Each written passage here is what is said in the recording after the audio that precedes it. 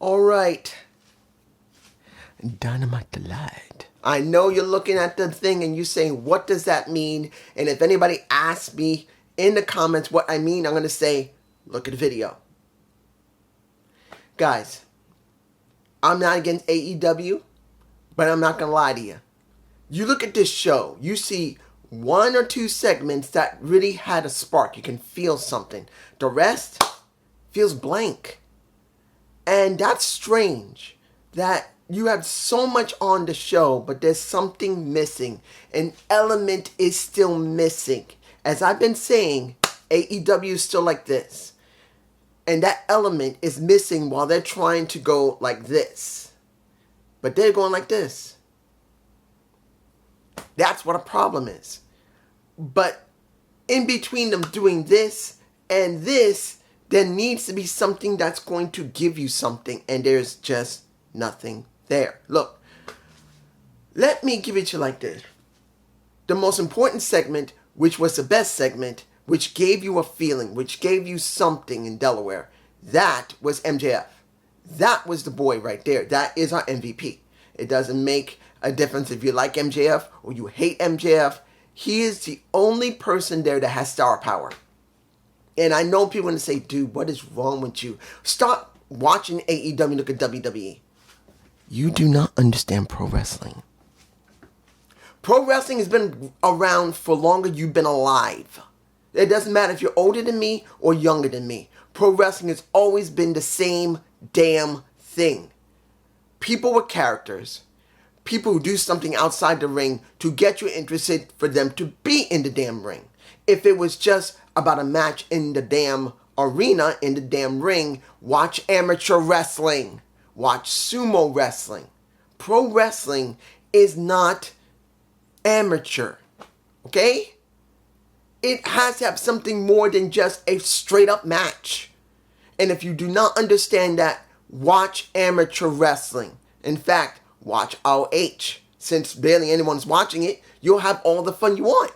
I'm not trying to be insulting. I'm just saying that's the way it is. If you only care about matches, look at ROH. Look at that. Or look at the old recordings of ROH when you can. But as it stands right now, MJF is the only one who has true star power.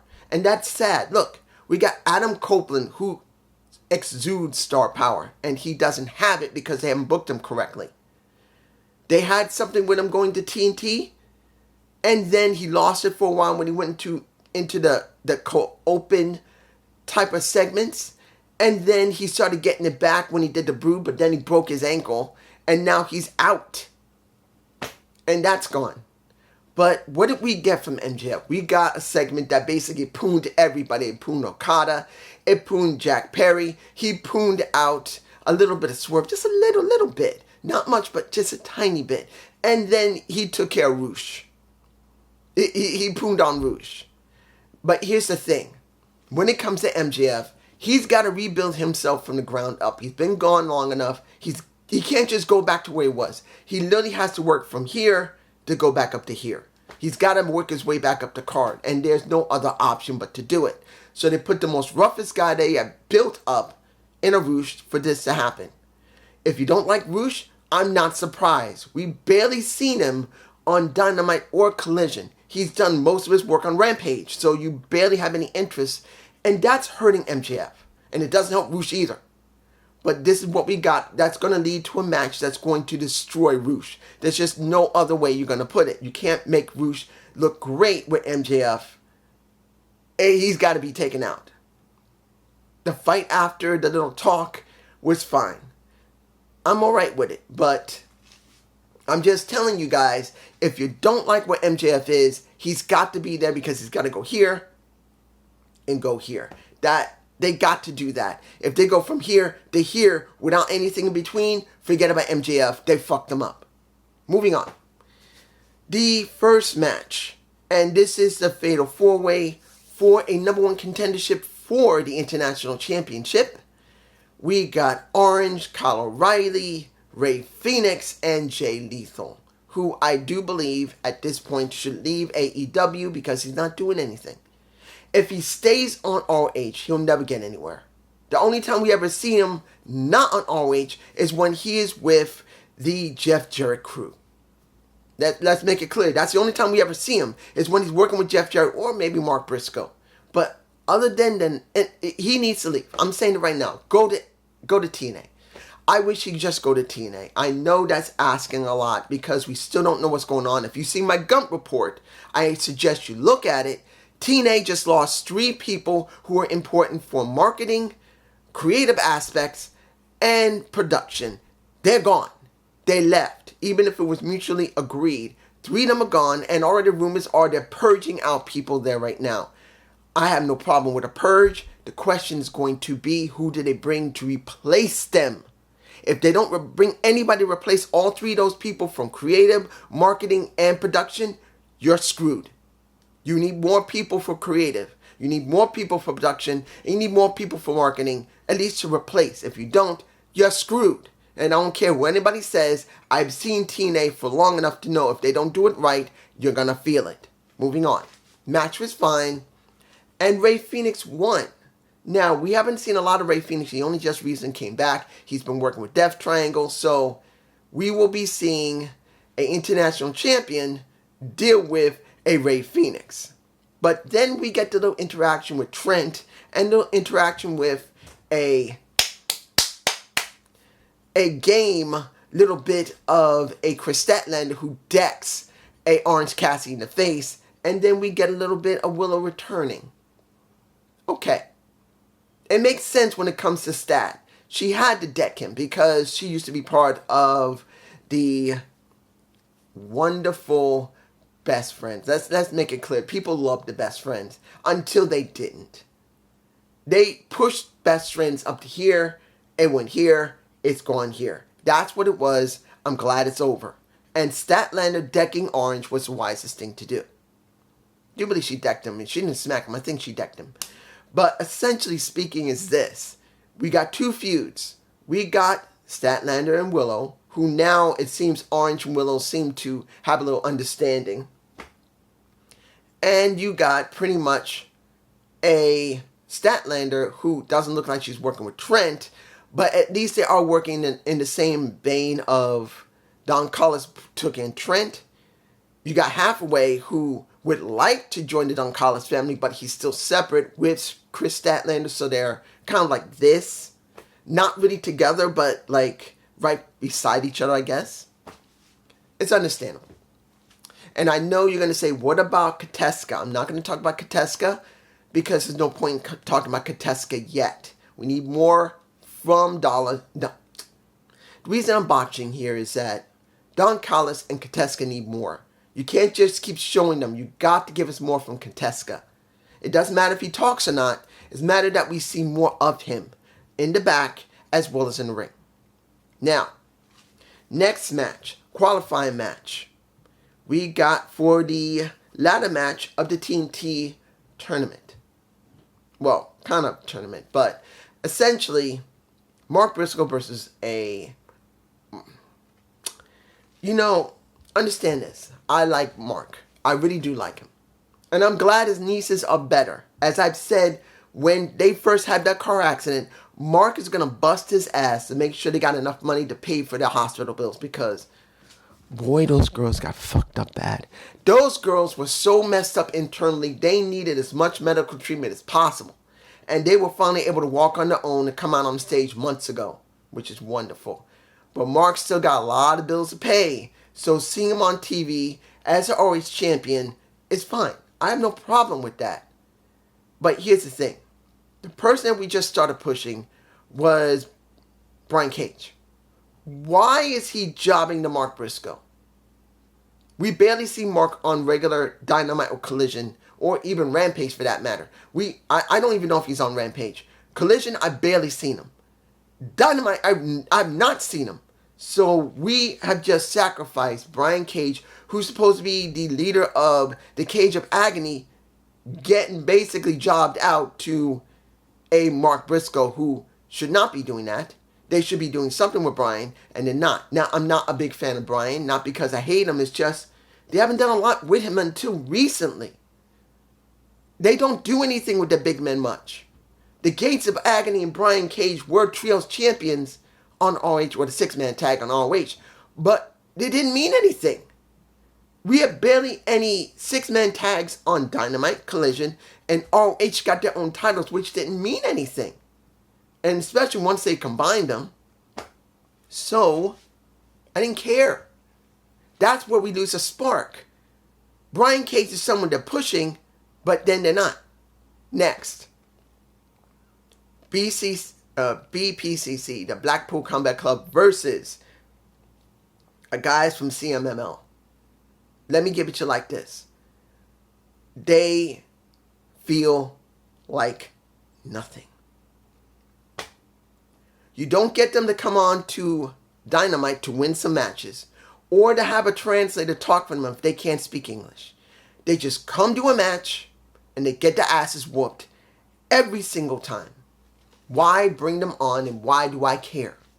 That is another spot where there's no spark.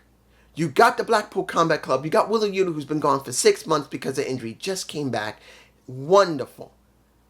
And you let him win. Great. But what did he gain? Nothing. Because every time when the people from CMLL come out, they don't do a damn thing. You don't promote the guys there from CMML. If you're having calm down. If AEW is having a relationship with CMLL, where is the cross-platform shit? We see WWE supposedly working with TNA, which we still don't know how far it's going to go.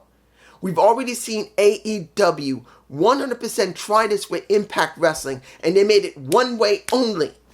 One way. Where they sent people over there, but they didn't bring anybody from Impact to AEW. Nothing. So what do we get here? CMLL guys, who you don't get no promos from. You don't get a match or two from them, just so we can build up into maybe a pay-per-view where they could feel important, that the promotion would feel important, dealing with AEW. No, you get 100% just a straight-up match that meant nothing.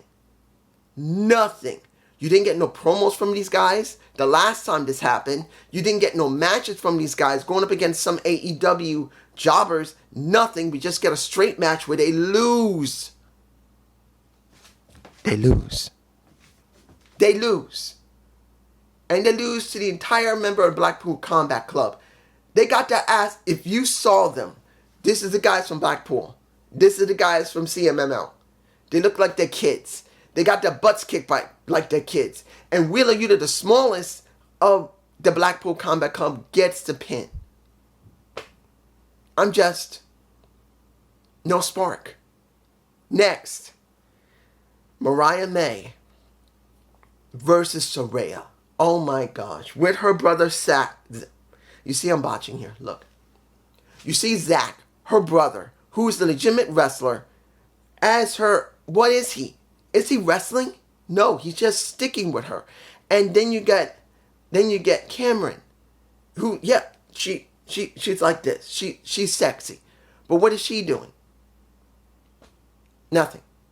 And the key of this entire situation is Saraya is in the wrong feud. Guys, there's only one feud that makes any sense going into Forbidden Door. Only one. Only one. And that's Saraya and Mercedes Moné. Yes, she's still got to go through Willow when she comes back again, once she deals with Chris Statlander. But instead of letting us get a tease of Saraya seeing Mercedes in the back, letting us see them, and they don't even need to really have a fight or anything, just interaction. You can build them up as friends and then destroy them and let them just fight one another at All In. No. We have no interaction, no interest. We're still dealing with Toni Storm, which is not going to lead anywhere. It's so sad that we went from Saraya being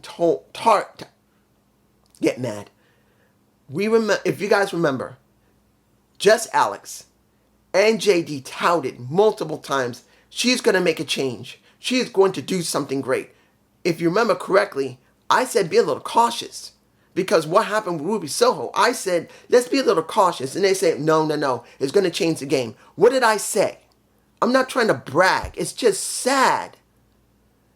We should have way more with Saraya. We got nothing. Even the rumors of her being dissatisfied with AEW, I know someone's going to bring it up. And I know about the rumors. I can't tell you if they're real or not. I'm not going to tell you they're real or not. I'm just going to tell you what has already been stated. And it's sad. And yes, who won? Saraya won. But what does this really mean? Particularly once they beat down on the champion and her child, who got a kiss before she got into the ring. And then you see my, what is the girl's name? Mai Shirakawa, I believe. I'm probably wrong about the name. She now has a tug of war with my taste is Toni Storm because she loves Mariah May and she's being loved by a Toni Storm. You got a triangle now, and you don't know who's going to win it, particularly at Forbidden Door, I believe.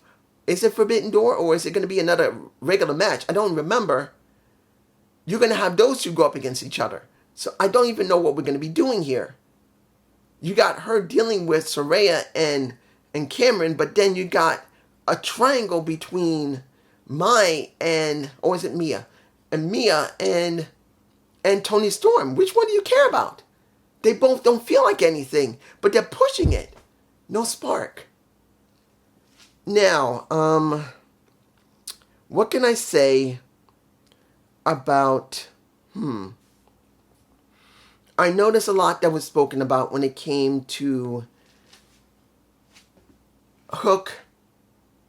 I think I'm going to leave Hook and Joe alone. I'm not going to talk about it. Because there's still nothing we have there. We just know that they're supposedly going to do something. They're going to have another match. But Hook knew Joe for many years in Impact Wrestling, called him Uncle Joe. Wouldn't it have been good to say that, look, you know what? No. Let's stop right there. I'm actually trying to add stuff I should not add. I'm leaving it alone. The EVPs with the patriarchy. And they're going to set something up. We don't know what it is. I'm leaving it. When it comes to the Acclaim being kicked out because they started saying stuff that the EVPs didn't like, and then they face EVPs saying clearly, we're coming after your dumbasses. Get ready and shine those belts up for us. Didn't say it like that, but I'm saying it. Okay. But the question here is this. Who has the ultimate power here? Is it the EVPs? Or is it the interim vice president, Chris Daniels? I don't even know who is more stronger than the other. Now they're acting like they don't got it, and he does. I don't know.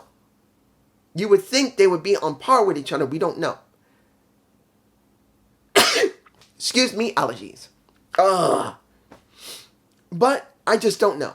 I do not know. You guys tell me below what you think about it. And I know someone is going to, and you know who you are, you leave me a sonnet. I don't want to hear what is on the dirt sheets or on Reddit. I want to know your thoughts. This time around, when you leave me a sonnet, you know who you are. You know who you are. I'm telling you right now. I want to hear you. I do not want you to repeat what has been in an article. And I don't want you to repeat what you saw on Reddit. I want to know your feelings about this situation without Reddit and without the articles you've been checking up on yourself. I do not want you to do that this time. I want you to tell me, this is what I think about EVPs. This is what I think about Hook and patriarchy. This is what I think about, just examples. Give me something without any examples from other people that you found. If you don't, I'm going to tell you in the comment, where is my answer? I will. Now, let's move on to the final match, which is Swerve Strickland versus Roderick Strong for the AEW Championship. At least it wasn't an opener. I will say that. Thank goodness it wasn't the opener of the show. If it had been the opening, I would have been enraged. Because it's been bad enough that we had Swerve in the beginning of the show more than a few times. It just shows that he's weak. At least here, we didn't get that. And I'm glad about that. So we got a good match. In the end, I didn't think Swerve was going to lose here. Why would he do that? Why would you leave that alone? But let's get this out in the open. I really want to do this. when you look at this situation with Swerve, when you look at this situation with Will Ospreay, it's rushed. I'm telling you right now, 100%, Will Ospreay is being rushed. There's no lie about that. There's no doubting that. He didn't need to be in the competition to be eligible to go up against the world champion. It wasn't necessary. He could have been left out of it. But they decided because he's so hot, they threw him into it. And now you got a major problem. Because you got him in the world title at Forbidden Door, what do you do then? What next? Many people say, well, don't worry about it. If he loses, it won't hurt him. It's not the point it'll hurt him or not. Point is, when you see someone get rushed that quickly, it's either they have the most immense star power or you really don't know what to do with them. So you throw them at the best you got right now to get as much out of it as you can because you know you're going to be like this because it's so high up. You know they're going to drop like a stone. That happens in pro wrestling. Either they're so hot, they're not going to drop too quickly. Or you have no idea what to do to them or with them. And even though they're already pretty good and they're hot, they're not nuclear hot. There's somewhere they're hot. And you being a booker, if you don't understand sometimes that you should not burn it so quickly. Sometimes it's better not to do that. Especially if they just came in and then you just gave them one of your lower tier titles. It's not the point if it's good that they can be seen and then see if they can handle it. Sometimes it's better that you don't burn it like this. Sometimes you rise up into it. And we're getting this. And the question is going to be, what is going to be the reaction after it's over? I do believe it's rushed. But does it mean that he's going to fall on his face when it's over? No. But this is a prime example of bad booking. He shouldn't have been rushed. He should have his own niche somewhere by himself and let him build up his reputation in AEW. Yes, he's known in New Japan. And if people say, dude, just watch his stuff on New Japan, I will not. And many people will not either. They want to see what you book with them in the damn show. And that is AEW's biggest Achilles heel. They don't understand. Don't tell people to go watch on YouTube or some site that may have an old video of them. It's your job to make them feel important to us.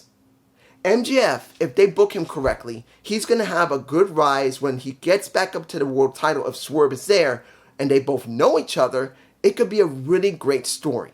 But that's if they don't go like this and straight up do it like that. The best option would be the Owen Hart tournament.